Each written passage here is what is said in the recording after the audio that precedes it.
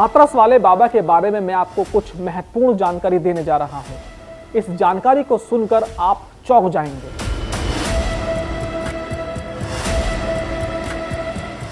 जानकारी यह है कि बहुत बड़े बड़े नेता इसके यहां पर दरबार लगाते थे।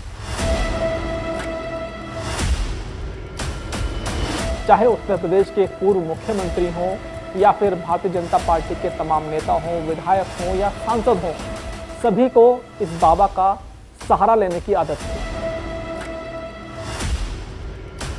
इस बाबा के बारे में कहा जाता था कि जहां पर ये बाबा पहुंच जाए, जिस विधायक के बारे में या जिस सांसद के बारे में ये बाबा भक्तों में एक बात कह दे तो समझ लीजिए कि उसका सारा वोट बैंक उस नेता को ट्रांसफर हो जाता था।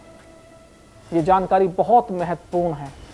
और एक जानकारी ये मैं इस बाबा के बारे में आपको बता दूं कि बाबा का हर जगह पहुंचना तो संभव नहीं था, लेकिन बाबा की बहुत सारी गद्दियाँ थी।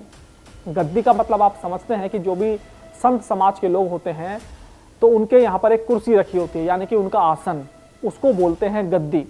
तो इसकी बहुत सारी गद्दियाँ थी और जो इसके साथ लोग रहते थे, जो इसके फॉलोअर थे, वो लोग इसकी गद्दी को उठाकर विधानसभा क्षेत्रों में ले जाते थे और वो कहते थे कि बाबा तो नहीं आ पा रहे लेकिन उनकी गद्दी आ गई है।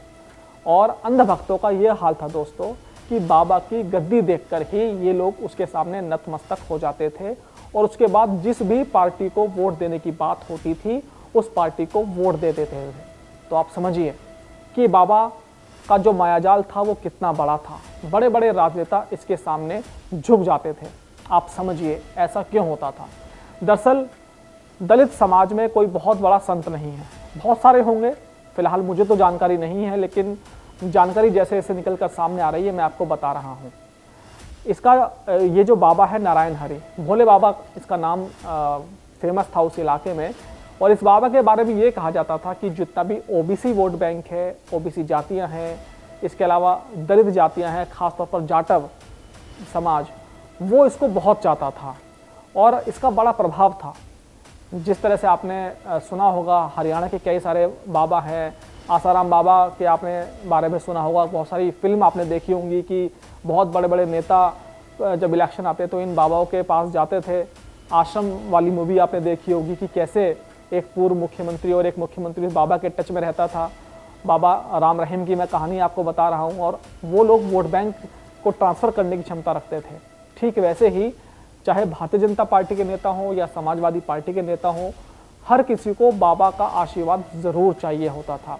वो लोग वैसे तो वोट पाने के लिए तमाम तरह की जुगत अपनाते थे, लेकिन बाबा के पास जाकर उनको ये बिल्कुल वो निश्चिंत हो जाते थे कि जहाँ पर जा रहे हैं, जिस बाबा के पास ये जा रहे हैं, उस बाबा का अगर आशीर्वाद उनको मिल गया तो आप ये समझ लीजिए कि वो वोट बैंक जो बाबा का फॉलोअर है वो उनकी पार्टी में ज़रूर शिफ्ट हो जाएगा। और महत्वपूर्ण बात ये आप समझिए कि वैसे तो दलित वोट बैंक के बारे में कहा जाता है कि वो मायावती का वोट बैंक है, लेकिन अगर ये बाबा दलितों से ये बोल देता था कि भाई ये जो वोट है मायावती को नहीं जाएगा, भाजपा को जाएगा या समाजवादी पार्टी को जाएगा, तो आप यकीन मानिए वो वोट बैंक वहीं जाता था जहाँ ये बाबा कहता था।